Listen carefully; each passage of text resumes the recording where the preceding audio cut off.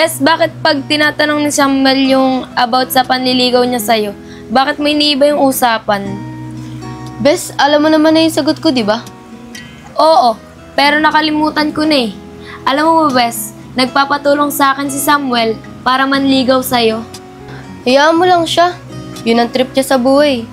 Madami pati akong priority. Katulad ng pag-aaral ko. Di ba graduating ako? Bakit? Hindi mo ba kayang pagsabayin yun? Kasi kung mahal ka niya, kahit busy ka, maintindihan ka nun. Bes, wala pa talaga sa isip ko yan eh. Sa thesis pa nga lang nangangarag na ako. Dadagdag ko pa ba yan sa problema ko? Grabe ka naman. Di naman lahat ng lalaki dagdag sa problema. Yung iba nakakatulong din. E di ikaw na lang. Mas matagal naman na kayo magkakilala, di ba? Tsaka wala ka pa namang boyfriend ah. Wag na. Aasa na naman ako sa wala. Aasa na naman sa wala. E di ibig sabihin. Hi, Bunso. May bisita ka pala. Oo, te. Di ako makalabas. Baka magalit si tatay. Ikaw kasi, pag umalis ka, hindi ka nagpapaalam. Kaya siguro nagagalit sa'yo si tatay. Ate, lagi ngang nagagalit yun sa akin. Kahit nga nagpapaalam ako, di naman ako pinapayagan. Ganun talaga. Babae ka eh. Siguro nag-iingat lang si tatay. Alam mo naman sa panahon ngayon, maraming masasama ang loob sa labas. Ano yun ate? Maghapon na lang ako dito sa bahay. May mga kaibigan din naman akong gustong puntahan. Alam mo kapatid, ganyan din sa akin si tatay noon. Halos ayaw na nga akong palabasin eh.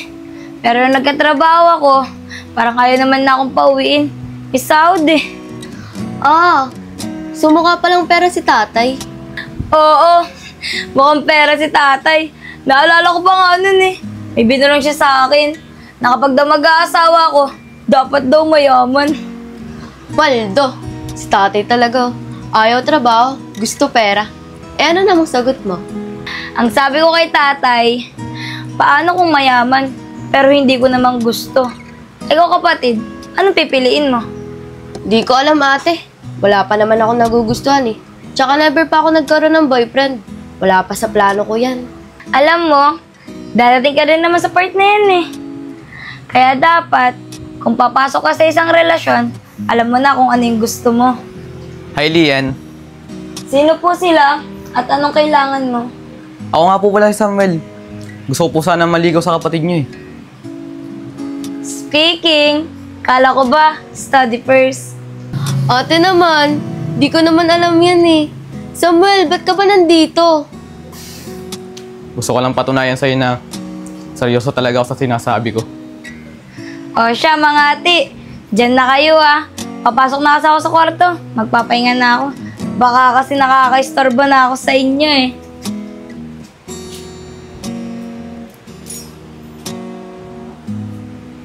Si ate talaga nakakaasar. Ang kulit pala ng ate mo eh, no? Samuel, halika. Pasok ka dito. Hoy te, bahay niyo to? Ay, sorry Bes. Nakalimutan ko. Samuel, umuwi ka na kaya? Baka dumating si tatay. Magagalit yun. Okay lang na magalit ng tatay sa anak. Magiging tatay ko rin naman yun sa susunod eh. Samuel, please lang. Umuwi ka na. Ayaw kasi mapagalitan ni tatay. Oo nga, Samuel. Masungit kasi yung tatay neto. O sige, aalis ako. Basta promise mo muna na magkikita tayo bukas. Una, sige na. Umalis ka na. O sige na nga. Basta ikaw, nanginginig pa. Bes, uwi na rin ako ah. Baka kasi nahanap na rin ako ni Mother. O sige, Bes. Ingat ka. Hindi na kita mahatid. Gabi na.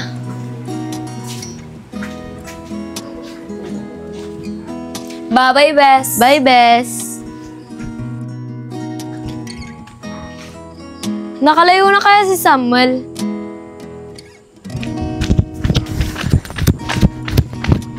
Samuel, hintayin mo ako. Oh, ba't sumunod ka? Sabay na tayo umuwi. O sige, tara na.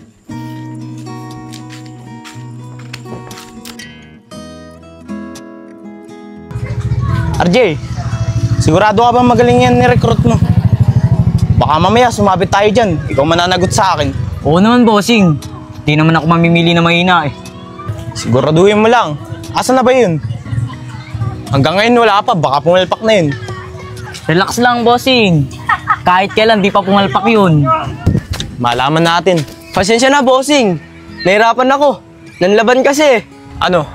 Nagawa mo ba yung inuutos ko sa'yo? Siyempre naman, bossing. O, ito ah.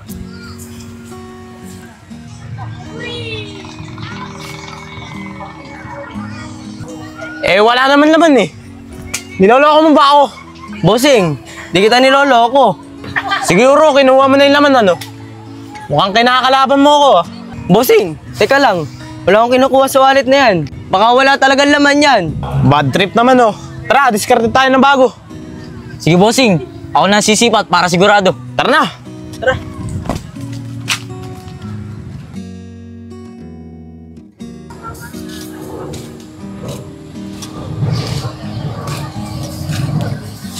Sana nandun ulit si Jex para mabalik ko sa kanya yung salamin niya.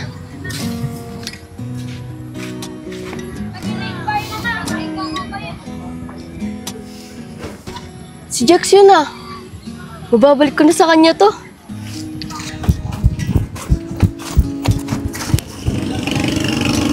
Asan na kaya yun?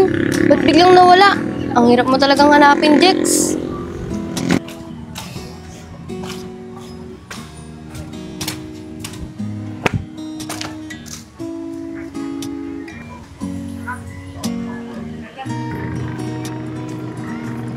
Makapunta na nga lang sa lugar. Saan kami unang nagkita?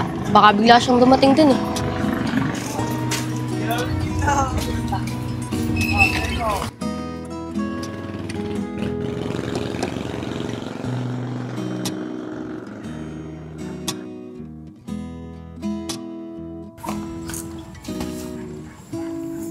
Mga bata, makikita nyo ba yung babaeng yun? Oo naman, bossing. May plano ako. Balik tayo sa likod.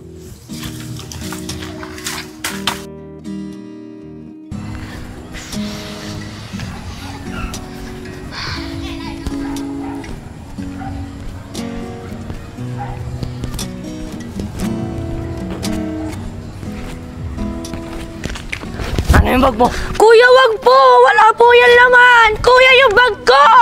Kuya, yung bag ko! Tulong yung bag ko kinuha! Kuya! Tulong yung bag ko ninakaw!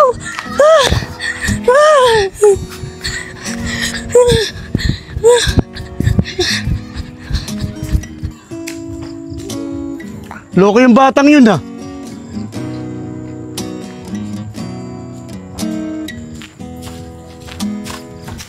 Ayos. Mukhang maraming lawan to ah. Bata, ano na yan? Hindi naman sa'yo yan eh. Ayoko, ba't ka ba nangingilam? Akin na, babalik sa may-ari. Ano ba yan? May dumating pang pakalimero. Magnanakaw ka? Ano na nga yan? Sir, nagkakamali ka. Hindi ako nagnakaw niyan. Nagmamaang-maangan ka pa ha? Ganyan talaga kayong mga magnanakaw. Sa susunod na magpakita ka pa sa akin ha, di lang ganyan ang aabutin mo. Sir, pasensya na po. Ano na, Bes?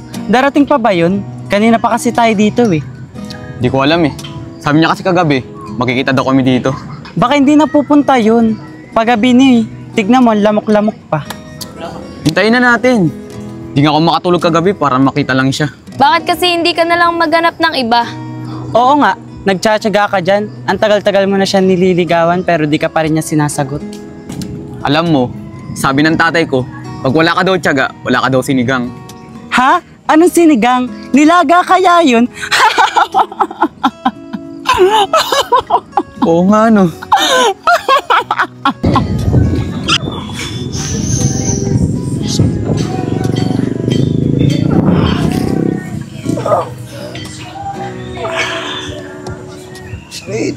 Aray ko. Napuruan ako dun. Sweet. Utay, ano nangyari sa'yo? Wala to anak. Ayos lang sa tatay. Tatay naman, magsisinungaling ka na naman sa akin. Ano nga?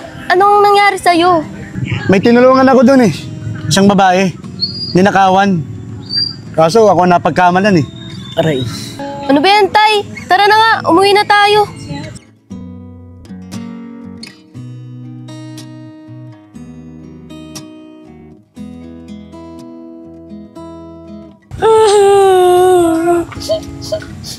Yung bag ko. Oh, eto na. Thank you. Paano mo nakuha? Sa lakas kasi ng bunganga mo, abot hanggang doon sa may kabilang ibayo. Kaya nalaman ko na may hinahabol ka kanina. Tigilan mo nga ako. Para ka kasing bata eh. Iyak ka ng iyak, ang lakas ng boses mo. Kasi naman, nandun lahat yung gamit ko. Yung makeup ko, yung lipstick, yung blush on. Kawawa naman ako pag nawala yun. Kawawa ka dyan. Tara na nga, mas kawawa ka pag inabot ka dito ng gabi mag-isa. Tara na. Sige na nga. Ano? Carry pa ba? 3 oras na tayo dito, Bes. Kung ayaw mong umuwi, Ses, tara na, mauna na tayo.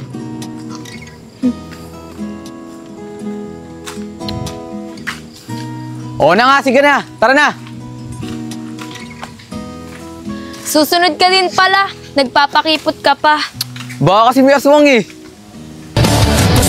Surya ka